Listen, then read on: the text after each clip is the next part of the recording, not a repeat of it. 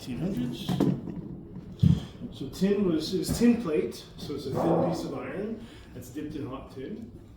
So it would come in sheets like this. There would be wholesalers who purchased it coming from England, and tinsmiths who purchased this stuff here and use it to make the stuff on the countertop here.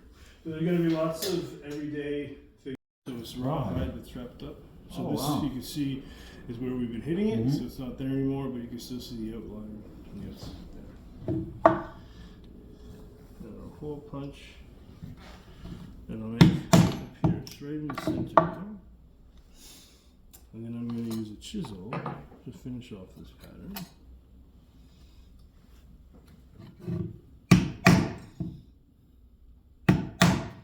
So to be a tinsmith in the 1800s, like all the trades, you would have to apprentice. So the apprenticeship would start when kids, probably about 14 or 15, and they could last up to 7 years. Wow. So they are working with an experienced tinsmith, teaching them how to do the job, you know, teaching them the ropes, sort of thing.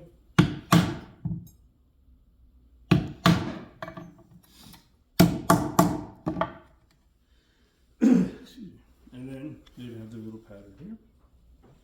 So if I was making a lantern, I would just have a bigger piece of tin, make the pattern in the center, and just fill it out.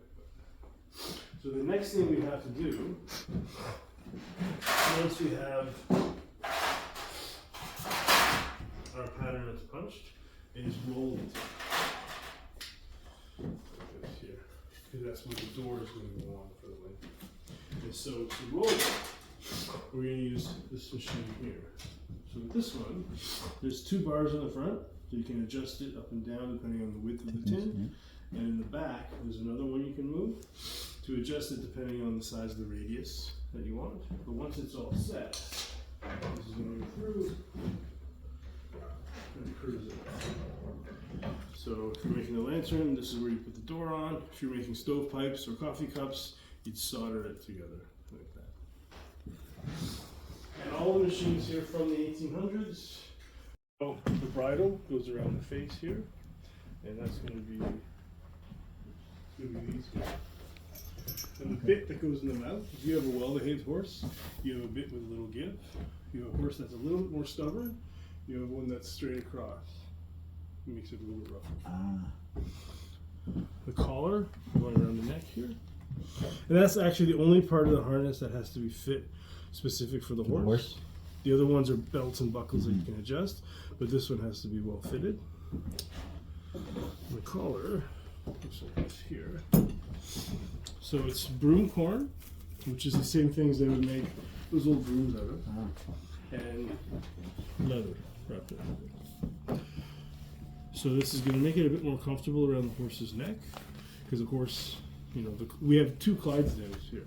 So those are draft horses, right? Okay. So they're the ones pulling the chute for a riding horse and the chute for a Clydesdale. Jesus, really, eh? Yeah. Wow. So really, really big.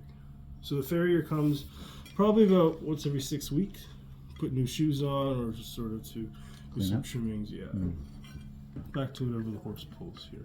So this would be the biggest, strongest part of the harness, because it's pulling all the weight, right? So if this thing does happen to, and this will free up your hands. So you've got thread. Explain how you put the... It's made from linen, and it's coated with beeswax. So It's made from what, I'm sorry? linen. And coated with beeswax to make it stronger so it doesn't fray. And so 2 needles, and once you poke the hole with a tool called an awl, because the needle is not strong enough to go through on its own, so the hole has to be done first. And once it's done, both these needles will go through the same hole, like this here. So you have like an X, and it's pulled like that, and then you just keep doing that, and that's how they would stitch. They take some strips of cloth, wrap it up tight, cut the pattern, and then just do the sewing like I was doing there. Okay. And there's actually a law that every horse had to have at least 2 bells on it, and that was for traffic safety. It was to alert the other drivers that you were coming. And that's because a lot of travel took place in the wintertime, The roads are better, believe it or not. They used to call Toronto Muddy York because it was dirt streets. So when it rained, right, if you have a 2,000-pound horse in the mud, 1800s. So really, they would be focusing on advertisements, posters, job notices, stuff like that. It's called job printing. And also doing the weekly newspaper. So this was the Provincial Freeman, the Mary Ann Shadd's paper. Is that an actual print? This Original is print? a replica. copy. Copy. So it's 1854. So she was the first black female newspaper editor in North America. She was from the United States. She came to Windsor in the early 1850s and then eventually moved to Toronto, started publishing this. Her parents were really involved in the Underground Railroad, so that was a cause that she was writing about in the paper as well. During the American Civil War, she went back to the United States. She became a lawyer and opened up a school. Now, the real tricky thing with this is getting the spaces here, right? So you have to measure. So you measure the line is going to be, say, 25 inches across. So then if the word is going to be 6, then you know you need 19. So there are little slots there where the spaces, you'd have 19 point, 20 point, 21 point, so forth. Oh, okay. So you take just the drop it 19, in as drop one it solid in. piece. Yeah. Yeah, gotcha. So it's going to be a little bit lower than the letters. So it keeps the letters in place so it doesn't move around, but it doesn't print anything itself. So like so. And of course, it's going to be the mirror image. So if I was printing this poster, it would be like this here. So RAGSCASH. Put ink on this, put a paper, press it down, it comes out like that. Upside down and backwards? It is, yeah. And hired people to hand Hand paint? paint them. Wow. Because I mentioned the ink. Now they did have different color inks, but you couldn't print more than one color at a time. Watercolors? Ooh, watercolor. Yeah. Like you said, they were, dyeing some of the wool, vegetables yeah, or whatever. exactly. Yeah. So for the red, like they would use the poster that says toys. Yeah. For red ink, they would use cochineal, which is a type of beetle. Okay. They would crush it. The same thing for wool as well. They would crush it up, and that would be the red pigment for the red ink. Oh, wow. Even now. So if you have- everyone would be different, slightly different, I guess, right? Yes. Yeah. Yeah. hand painted. Amazing.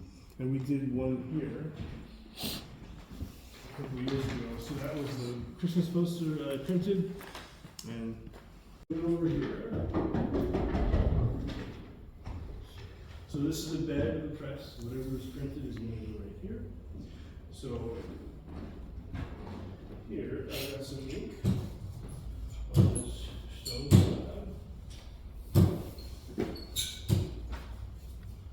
So I'm going to use the roller to put the ink right on top. There's a thing on it.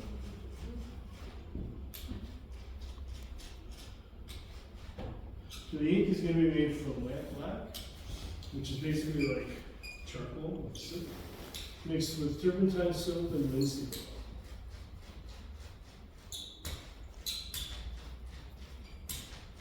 And the paper, before the 1850s, paper is made from cloth.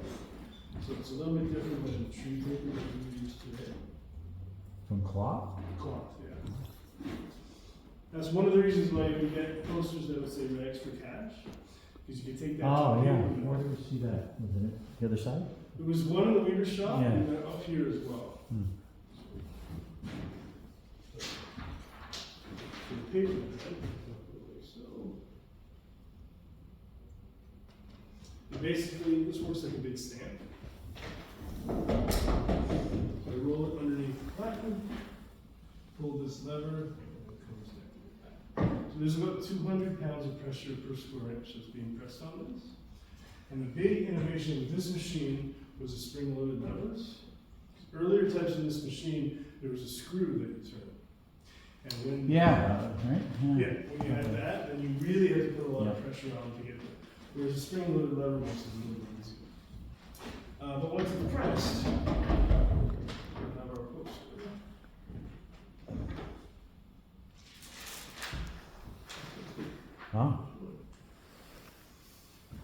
So if we want 100 copies of that, we have 100 copies.